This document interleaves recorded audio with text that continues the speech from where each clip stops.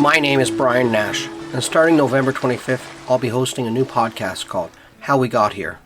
In each episode, I will be bringing to life the stories of our Atlantic Canadian ancestors. Whether you are a longtime family historian or just thinking of putting together your family tree for the first time, this is the podcast you need to listen to. The not-so-sinister family secret of my Granny Anderson. A story I recently uncovered in my research and investigation involves my sweet old great-grandmother, whom we all referred to as Granny Anderson. She's my maternal father's mother. She's my most recent direct ancestor to immigrate to Canada. She arrived from Scotland in 1905. She died when I was 9, and I dearly remember her as the sweetest, dear old lady. If you remember Granny from the old Tweety Bird Looney Tunes show, you'll have a clear picture of how I remember her looking. Her father was a miner in Scotland, as was her older brother, and they both arrived with her here and her mother in 1905. They settled in Donkin, or as it was referred to at the time as Dominion Number 6. The communities in Cape Breton were often referred to the collier number of the local mine. It was a mining town, and she married a miner. It was a hard life, and money would have been tight, as her parents brought her here to start a new life. In my research, I came across what I believe to be the passenger list of the steamship she came over on. From later Canadian census information, I knew 1905 was the year she arrived.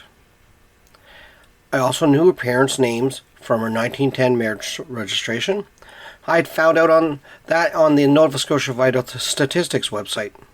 They were Robert and Elizabeth Baxter.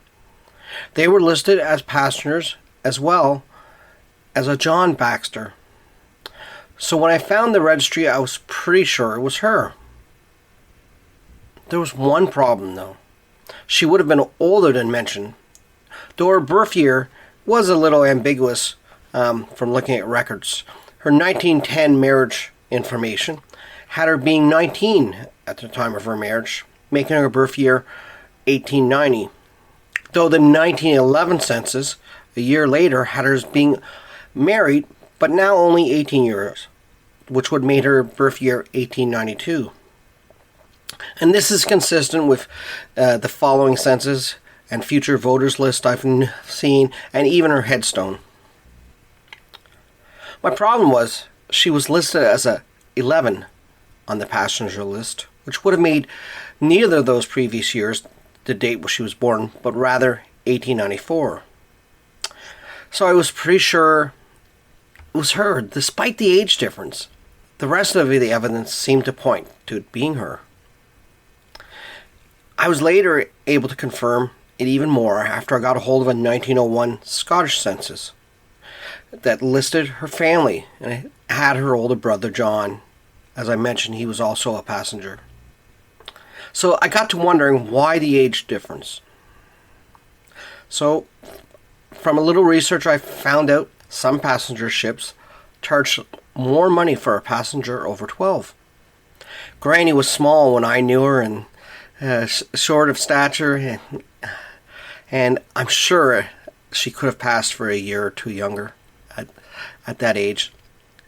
So my supposition, and this is what seems to make it an amusing story to me, and I've chosen to believe it because I don't have any live witnesses that can dispute it, and I'm pretty comfortable with it.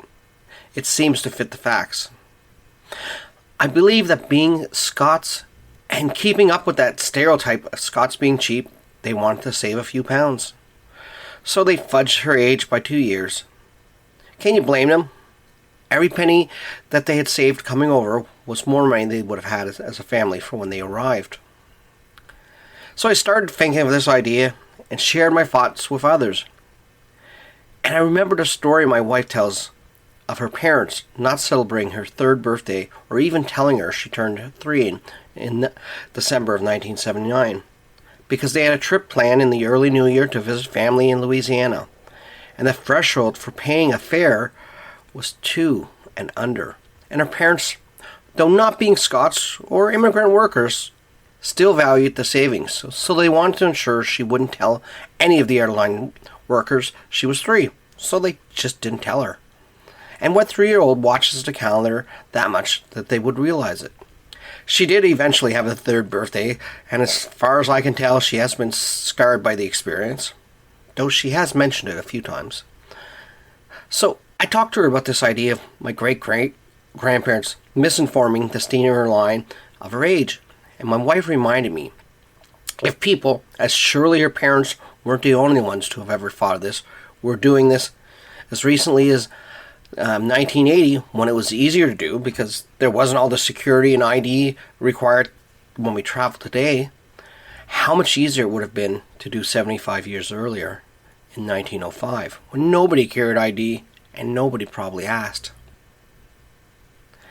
It's stories like this that help paint a picture of the people who make up our families and make up the fabric of our culture.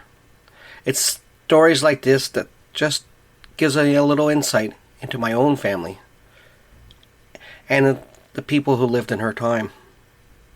And these are the stories I'll be asking you to share for each episode of How We Got Here. If you have a story about an ancestor you would like to share, send me an email at storytellers@howwegothere.ca. I want to hear from you, and I know others would like to hear your stories as well. So remember, subscribe now on your favorite podcast platform and join me November 25th as I launch this new podcast.